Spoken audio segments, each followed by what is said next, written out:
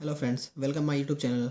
आपके लिए एक बहुत अच्छी न्यूज़ आ चुकी है कि आपके जो 2023 का जो एग्ज़ाम है उसका क्वेश्चन का पैटर्न दे दिया है और उससे रिलेटिव ही आपके बोर्ड एग्जाम में क्वेश्चन आते हैं। देखिए यहाँ दिया है 2023 विज्ञान मतलब साइंस का एग्ज़ाम है और आपको इसमें समय दिया है 3 घंटे और पूर्णांक जो है वो आपके 80 नंबर है पूर्णांक, क्योंकि आपको साइंस का एग्ज़ाम 80 नंबर का ही होता है। देखिए ये डिटेल दी हुई है और समय 3 घंटे मिलते हैं, तो 3 घंटे वेस्ट मत कीजिएगा अपने पूरे करने का। बाहर में एग्ज़ाम हॉल से बाहर भी नहीं जाना चाहिए, ठीक है। देखिए इसमें पहला पॉइंट दे रखा है, इस प्रश्न पत्र में कुल 30 प्रश्न हैं, सभी प्रश्न करने अनिवार्य है। आपको जो क्वेश्चन आएगा, क्वेश्चन पेपर आएगा, उसमें 30 क्वेश्चन आएंगे अथवा में होंगे, वो आपके काउंट नहीं होते हैं। 30 क्वेश्चन है तो आपको 30 के 30 करने होते हैं। सेकंड ऑप्शन है, प्रत्येक प्रश्न के लिए नियत अंक उसके सम्मुख दर्शाए गए हैं, मतलब जो क्वेश्चन दिया हुआ है आपकी क्वेश्चन शीट में उसके आगे ही आपको क्वेश्चन का अंक नंबर दिए गए हैं। थर्ड पॉइंट है, प्रश्न संख्या एक बहुविकल्पी है, मतलब जो प्रश्न संख्या एक है उसमें जितने भी ऑप्शन होंगे वो सब आपको 1 नंबर के हैं। आपको बहुविकल्पी आपको 4 ऑप्शन आएंगे, आपको जो आपको अच्छा लगता है, जो करेक्ट आंसर होता है वो आप लिख सकते हो। देखिए इसका आगे दे रखा है, प्रश्न संख्या 2 से 9 तक 1 अंक के प्रश्न है, मतलब प्रश्न संख्या 2 से लेके 9 तक क्वेश्चन नंबर का जो मार्क है, जो नंबर दिए जाएंगे वो 1 नंबर का है क्वेश्चन। फिर आगे है, प्रश्न संख्या 10 से 15 तक 2 अंक के हैं। 10 से लेके 15 तक के जो नंबर अगर आप आंसर करते हो तो आपको एक क्वेश्चन पे 2 नंबर मिलेंगे। तीसरा है, प्रश्न संख्या 16 से 23 तक 3 अंक के प्रश्न हैं। अगर आप प्रश्न संख्या 16 से के आगे और 23 से तक करते हो तो आपको कोई भी क्वेश्चन करने पे आपको 4 अंक, वो 3 अंक मिल जाएंगे। फिर यह है प्रश्न संख्या 24 से 30 तक आपको 4 अंक के। ऐसे ही अगर 24 से आगे वाले करते हो तो आपको एक क्वेश्चन पे 4 अंक मिलेंगे। और देखिए ये डिटेल जो दी है, हिंदी और इंग्लिश कंबाइंड दोनों में होती है। क्यों? क्योंकि आपका जो बोर्ड एग्जाम का पेपर आता है वह हिंदी और इंग्लिश दोनों में आता है। क्यों? क्योंकि बोर्ड में कुछ बच्चे इंग्लिश मीडियम पढ़ते हैं, इंग्लिश मीडियम वाले होते हैं वो इंग्लिश में पढ़ते हैं, और कुछ हिंदी मीडियम वाले होते हैं हिंदी मीडियम। इसलिए बोर्ड ने ये सुविधा दे रखी है, क्योंकि हिंदी मीडियम वाले इंग्लिश नहीं कर पाते और इंग्लिश मीडियम वाले हैं हिंदी नहीं कर पाते। इसी वजह से उन्होंने दोनों लैंग्वेज एक आपके पेपर में दी है। तो आंसर आप जो लैंग्वेज आपको अच्छी लगती है, जो आपसे आती है, आप उसमें दे सकते हैं। चलिए अब हम आगे चलते हैं, आपको हम क्वेश्चन दिखाते हैं कि कैसे कैसे क्वेश्चन आते हैं। कुछ क्वेश्चन का हम आप इसमें आंसर ही बताएंगे आपको। देखिए ये रखा है क्वेश्चन नंबर 1। इस प्रश्न में खंड के प्रत्येक उत्तर में 4 विकल्प दिए गए, मतलब इसके 4 उत्तर दिए हैं। इस प्रश्न में एक मेन प्रश्न दे रखा है, इसके अंदर 4 4 खंड, मतलब क्वेश्चन दे रखे हैं, फिर उसके 4 खंड है। जैसे कि देखिए इसमें दे रखा है, इंग्लिश में भी नाम दे रखा है, 4 option are given in each part of this question. मतलब आपको एक क्वेश्चन दिया हुआ है, उसमें से आपको एक चूज करना है। फिर दिया है, right the correct answer in your answer book. अपनी आंसर बुक में सिर्फ करेक्ट आंसर लिखना है, आपको जो रॉन्ग आंसर गलत है वो नहीं लिखने हैं, मतलब सही आंसर लिखना है। इसका क्या दे रखा है, के पहला ऑप्शन, सोडियम बाइकार्बोनेट का सूत्र लिखिए। सोडियम बाइकार्बोनेट, इसका आपको फॉर्मूला बताना।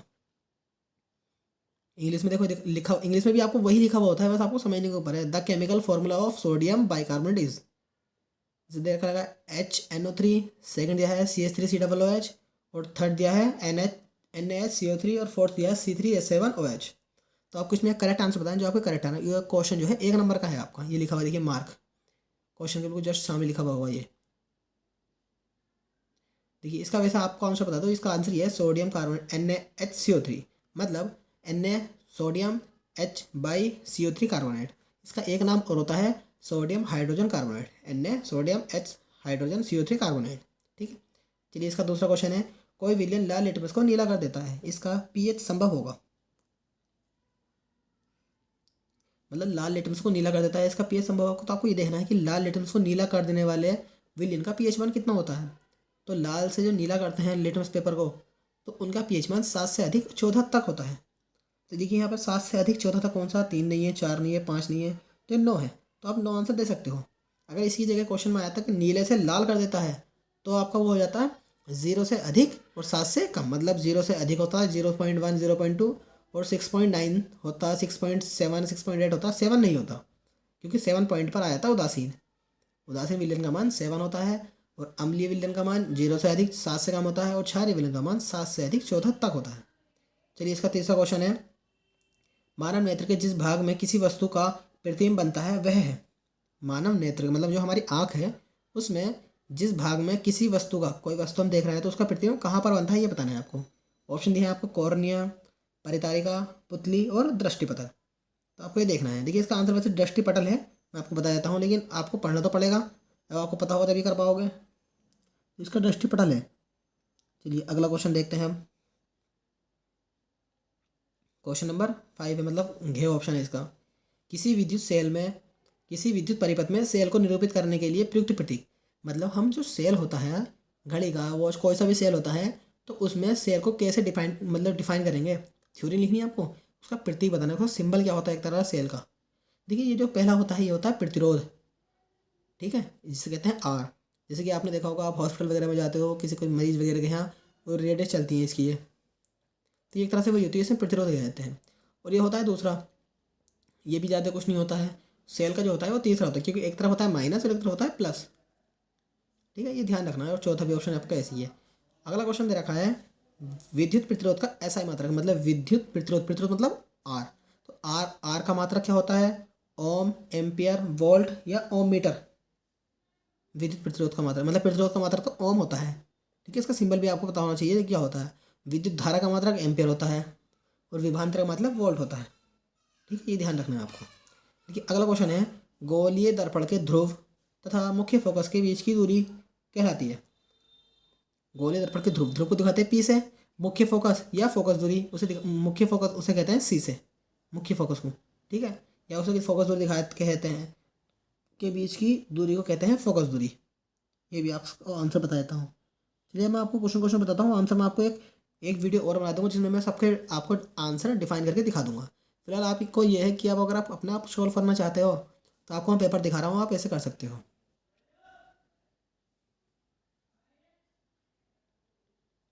देखिए समीकरण दे रखी है हमें यहाँ पर, Fe2O3 plus 2Al is equal to Al2O3 plus 2Fe। देखिए समीकरण संतुलित दे रखी है, मतलब बैलेंस इक्वेशन है।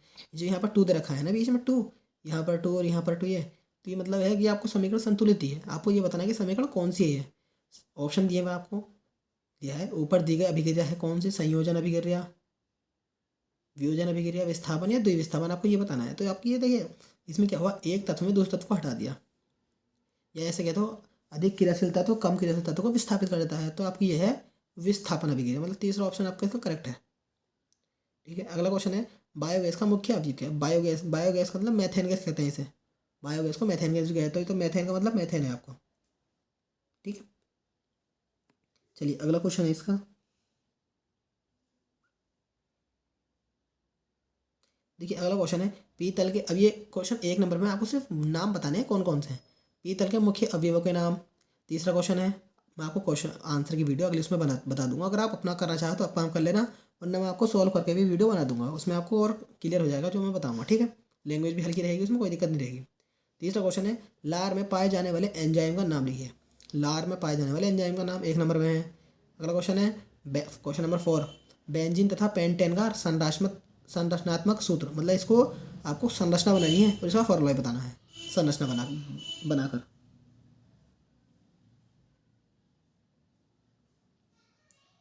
देखिए बहुत अच्छा क्वेश्चन है, न्यूमेरिकल है आपका ये। क्वेश्चन नंबर 5, कोई विद्युत बल्ब 220 वोल्ट के जनरेटर से संयोजित है, बल्ब से 0.50 एम्पियर विद्युत धारा प्रवाहित होती है, बल्ब की शक्ति, आपको पी का मान निकालना पड़ेगा यहाँ से। अगला क्वेश्चन है, एक लिंगी तथा विलिंगी पुष्प का एक एक उदाहरण, आपको सिर्फ बस एक नंबर में दो उदाहरण बताने, एक ही बताना है, एक एक उदाहरण में दो बता दोगे आप।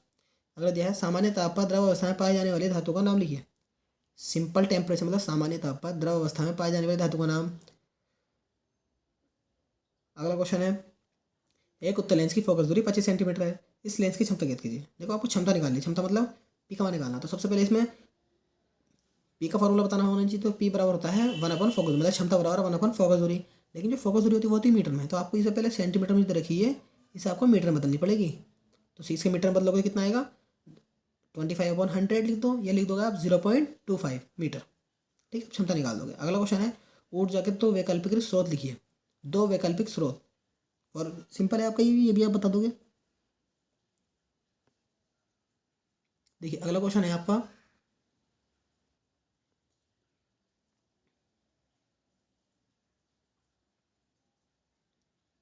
अगला क्वेश्चन है, ऊष्मक्षेपी रासायनिक अभिक्रिया की परिभाषा था एक उदाहरण, आपको ऊष्मक्षेपी अभिक्रिया की डेफिनेशन लिखनी है और उसका एक एग्जाम्पल देना है। 2 नंबर में आपका बहुत अच्छा क्वेश्चन आया है ये। तो देखिए 11वां क्वेश्चन है आपका, अमीबा में द्विखंडन प्रक्रिया को केवल चित्र द्वारा समझाइए, आपको सिर्फ इसमें डायग्राम बनाना है। 12वां क्वेश्चन है आपका, धोने के सोडे का एवं धोने के सोडा एवं बेकिंग सोडा के दो दो मुख्य उपयोग लिखिए। देखिए धोने का सोडा मतलब कपड़े धोने का सोडा, और बेकिंग सोडा का मतलब खाने का सोडा। इनका उपयोग लिखने हैं। बहुत इजी क्वेश्चन है, उपयोग आप घर में भी यूज़ करते हो, आप इसके बारे में पता भी होगा आपको। अगला क्वेश्चन है प्रकाशानुवर्तन एवं गुरुत्वानुवर्तन में दो अंतर लिखिए। आपको ये अंतर लिखने हैं। देखिए अगला क्वेश्चन है एक अवतल दर्पण, क्वेश्चन नंबर 14, एक अवतल दर्पण द्वारा उत्पन्न आवर्धन +2 है, इसका क्या अभिप्राय है। आपको इसमें सिंपल डेफिनेशन लेनी है हल्की सी। देखिए क्वेश्चन नंबर 15 हम बताते हैं आपको अभी। ये क्वेश्चन नंबर 15 है आपका, गंगा सफाई योजना क्या है, यह किस वर्ष प्रारंभ की। आपको गंगा सफाई योजना की डेफिनेशन लिखनी है 2 नंबर में, और इसकी सन बताना कि कौन से सन में प्रारंभ की गई। अगला क्वेश्चन है दो तत्व ए तथा बी के परमाणु क्रमांक क्रम से 11 और 17 है। फिर ऑप्शन में दे रखा है ए, के का मतलब के दे रखा है ए तथा बी की आवर्त सारणी में कहाँ स्थिति है, स्थिति बतानी है आपको। उसके बाद आपको बताना पड़ेगा ए तथा बी की इलेक्ट्रॉनिक बिंदु संरचना। आपको इसकी इलेक्ट्रॉनिक बिंदु संरचना बतानी पड़ेगी कि जो इनके परमाणु क्रमांक है उसके अकॉर्डिंग। तीसरा दिया हुआ है इन तत्वों में कौन धातु तथा कौन अधातु है। धातु बतानी पड़ेंगी आपको। एक क्वेश्चन से आपके 3 क्वेश्चन बन गए ये। और फिर अथवा में क्वेश्चन दिया है, या तो आप ये करना है या आपको ये करना है। निम्नलिखित तत्वों के इलेक्ट्रॉनिक विन्यास कोशों में लिखिए। आपको कोशों में बताने हैं। एल्यूमिनियम 13 होता है, देखो यहाँ बहुत अच्छा आता है ये। अगर आपको तत्व दिया है प्रतीक तो उसका परमाणु क्रमांक भी दिया हुआ होता है। देखिए जैसे एल्यूमिनियम 13, मैग्नीशियम 12, क्लोरीन 17। बहुत को तो ये पता भी नहीं होता कि हाँ कि इनके परमाणु क्रमांक क्या होते हैं, तो आपको ये बहुत अच्छा क्वेश्चन मिल जाता है ऐसे। क्वेश्चन नंबर 17 रखा है प्रकाश की दिशा में पादप की अनुक्रिया होती है, चित्र द्वारा समझिए। आपका बायोलॉजी क्वेश्चन है, आपके थ्योरी के क्वेश्चन है आपके। ये आपको हल्का डायग्राम बनाकर आप थ्योरी लिख सकते हो इसमें।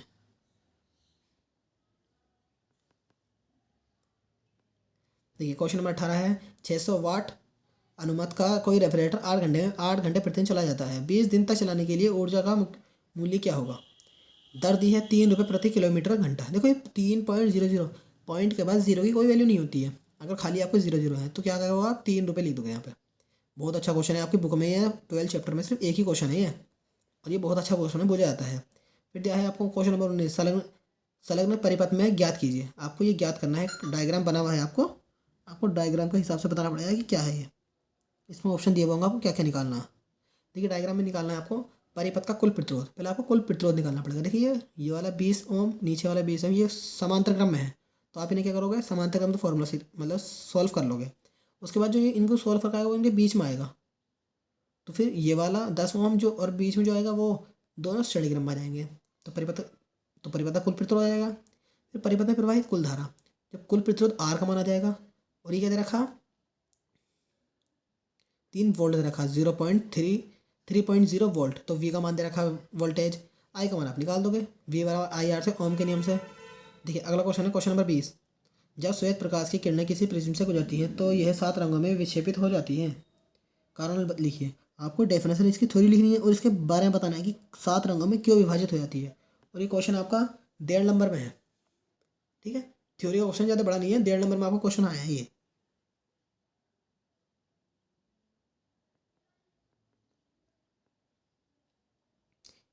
देखिए अगला क्वेश्चन है सूर्य उदय और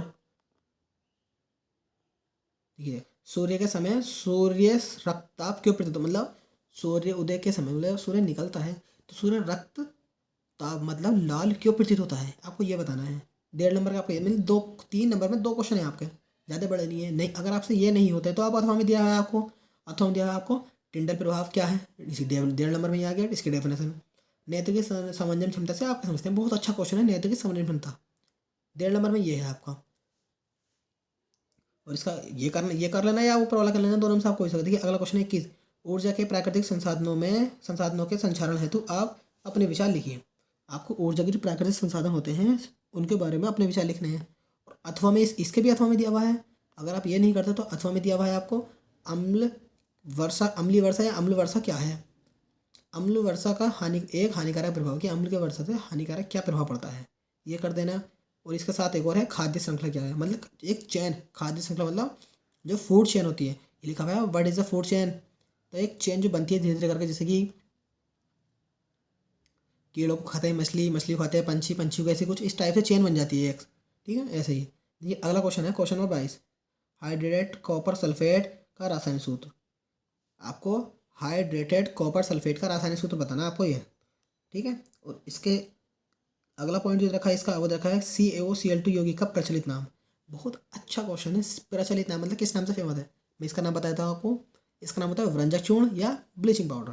वैसे नाम तो व्रंजक चूर्ण होता है, लेकिन इंग्लिश में भी आपका नाम इसका ब्लीचिंग पाउडर होता है, वो आपको हिंदी में दिखा सकते हो क्योंकि हिंदी में ज़्यादा बोल आ जाता है। अगला क्वेश्चन है इसमें सोडियम कार्बोनेट से धावन सोडा बनाने की रासायनिक अभिक्रिया लिखिए। सोडियम कार्बोनेट मतलब Na2CO3 से धावन सोडा, Na2CO3 में 10H2O, तो आप जल मिला दोगे सोडियम कार्बोनेट में तो धावन सोडा बन जाएगा, बस जल के 10 सोडा हो जाएंगे उसमें। देखिए क्वेश्चन नंबर 3, निम्न पर समझो टिप्पणी लिखिए। कृत्रिम वृक्क, अपोहन, पुनरुद्भव, ये आपकी डेफिनेशन है, बायोलॉजी की है, डेफिनेशन लिखनी है आपको। क्वेश्चन नंबर 24, इसका पहला दे रखा है ऑक्सीकरण अभिक्रिया है, एक उदाहरण दीजिए। ऑक्सीकरण अभिक्रिया बहुत अच्छा क्वेश्चन आया है। ऑक्सीकरण अभिक्रिया जिसे कहते हैं, तो एक नंबर कितने नंबर में आपका 2 नंबर में आपका ये क्वेश्चन है सिर्फ ऑक्सीकरण अभिक्रिया का। इसका अगला पॉइंट दे रखा है निम्न पदों को परिभाषित कीजिए। आपको इन पदों की सिर्फ डेफिनेशन लिखनी है, कुछ नहीं करना। अयस्क, गैंग और खनिज, बहुत अच्छा है, ज़्यादा बड़ा क्वेश्चन नहीं है, 2 नंबर में है आपका, 5 मिनट लगेंगे आपको लिखने में ये। देखिए क्वेश्चन नंबर 25 दे रखा है मानव शरीर का चित्र बनाइए, उसमें पाई जाने वाली निम्नलिखित अंतःस्रावी ग्रंथियों को प्रदर्शित कीजिए। ये चीज़ चार दे रखी है 5, पीयूष ग्रंथि, अधिवृक्क ग्रंथि, अग्न्याशय, आंटो ग्रंथि, ये दे रखा है। इनके बारे में आपको लिखना है, डेफिनेशन लिखनी है आपको। कितने नंबर में है आपका 4 नंबर में। देखो 4 नंबर का क्वेश्चन आ चुके हैं और ये कम से कम आपको 1 से 1.5 पेज या 2 पेज के लिखने होंगे आपको थ्योरी में, अगर थ्योरी का है तो आपका। अथवा में आपका एक क्वेश्चन और है इसी का। अथवा में एक पुष्प की अनुदैर्घ्य काट का स्वच्छ चित्र बनाकर उसमें निम्नलिखित भाव को दर्शाइए। परागकोश, प्रतिकार, अंडाशय, इसका आपको डायग्राम बनाना है और इसकी दर्शाना है आपको। इनके बारे में सिर्फ आपको दर्शाना, डायग्राम में ड्रॉ करना है आपको, सिर्फ थ्योरी लिखनी है क्वेश्चन में, ठीक। चलिए आपका 26 क्वेश्चन है, ये भी 4 नंबर का क्वेश्चन नंबर 26। देखो 4 नंबर क्वेश्चन कुछ बड़े होंगे। आप कैसे प्राप्त करेंगे, केवल रासायनिक समीकरण। ओहो बहुत अच्छा क्वेश्चन, केवल रासायनिक समीकरण देनी है आपको। एथेनॉल से एथेनोइक अम्ल, बहुत अच्छा क्वेश्चन है। एथेनोइक अम्ल से एस्टर, एथेनॉल से एथीन, एस्टर से एथेनॉल, बहुत अच्छा क्वेश्चन है ये आपका। सिर्फ समीकरण देनी है 4 नंबर में। कितनी समीकरण, 4 समीकरण देनी है आपको एक ही नंबर के हिसाब से। फिर आपका क्वेश्चन नंबर 27 का पहला, DNA प्रकृति का प्रजनन में क्या महत्व है, स्पष्ट कीजिए। देखो DNA सबसे पहले आपको इसकी डेफिनेशन लिख देना कि DNA की फुल फॉर्म ये होती है डीऑक्सी राइबोस न्यूक्लिक अम्ल। अगर RNA होता तो राइबोस न्यूक्लिक अम्ल कहते हैं, DNA डीऑक्सी राइबोस न्यूक्लिक अम्ल हो गया, ठीक है। और इसकी डेफिनेशन लिखनी है आपको। फिर इसका 6 पॉइंट रखा है मानव में बच्चे का लिंग निर्धारण कैसे होता है, मतलब मनुष्य में बच्चों का लिंग निर्धारण कैसे होता है, बच्चे का जन्म कैसे होता है, ये आपको इसमें डेफिनेशन लिखनी है। ये आपके बायोलॉजी क्वेश्चन है, 4 नंबर में है, 2 नंबर के क्वेश्चन है ये आपके। क्वेश्चन नंबर 28, एक बल्ब पर 10 वोल्ट और 500 मिली एम्पियर अंकित है, मतलब वो जो धारा दे रखी मिली एम्पियर अंकित है, ज्ञात कीजिए। बल्ब का प्रतिरोध नंबर 1, इसका आगे दिया हुआ है बल्ब की शक्ति। फिर दिया हुआ है 5 घंटे चलाने पर बल्ब द्वारा उपमुक्त ऊर्जा, 5 घंटे में कितनी ऊर्जा होगी। फिर ये विद्युत मोटर किस सिद्धांत पर कार्य करती है, आपको उस सिद्धांत का नाम बताना है कि वो सिद्धांत क्या होता है, ठीक है। 4 नंबर का क्वेश्चन ये सर। ये मोस्ट क्वेश्चन है वो आपके हैं न्यूमेरिकल, जो न्यूमेरिकल आपका सबसे एग्जाम में आता है। जैसे दे रखा है किसी अवतल लेंस की फोकस दूरी 20 सेंटीमीटर है, एफ का मान 20 सेंटीमीटर हो भी माइनस का क्योंकि अवतल लेंस है। बीम को लेंस से कितनी दूरी पर रखें कि इसके द्वारा बीम का लेंस से 15 सेंटीमीटर दूरी पर प्रतिबिंब बने। बीम मतलब वस्तु को, कोई वस्तु का मतलब यू का मान दे रखा है, यू का मान तो माइनस का ही 15 सेंटीमीटर, यू माइनस नहीं होता है तो माइनस 15 सेंटीमीटर आ गया। प्रतिबिंब की प्रकृति, आकार, अर्थ, आवर्तक, इसमें एम का मान भी निकालना है आपको, वी का निकालोगे। देखो लेंस है, लेंस का फॉर्मूला क्या था 1/(1/v + 1/u होता है उसमें, ठीक है, ध्यान रखना आपको। अगला क्वेश्चन है क्वेश्चन नंबर 30। देखिए थ्योरी में है नहर सिंचाई की स्थानीय प्रणाली कुएं एवं संबंध की किस प्रकार राज्य से है। ओजोन परत को नुकसान पहुंचाने वाले एक रसायन का नाम। तीसरा रखा है ऐसे 2 प्रमुख ऊर्जा स्रोतों के नाम लिखिए जिन्हें आप नवीकरणीय मानते हैं। ऐसे 2 ऊर्जा स्रोतों के नाम लिखिए जिन्हें आप समाप्य मानते हैं। आपको ये डेफिनेशन लेंगे, या तो ये डेफिनेशन लिख देना, या इसका देखो 30वें क्वेश्चन के भी अथवा में है, 4 नंबर का क्वेश्चन है, अथवा में दिया है। ये दिया है बांध बनाने में किन्हीं 4 लाभों को लिखिए। बहुत अच्छा है, आपके बड़ा वाला कर देना 4 ऑप्शन, या बांध बनाने के लिए 4 लाभ होते हैं वो आपको लिखना है। एक नंबर का क्वेश्चन है ये आपके।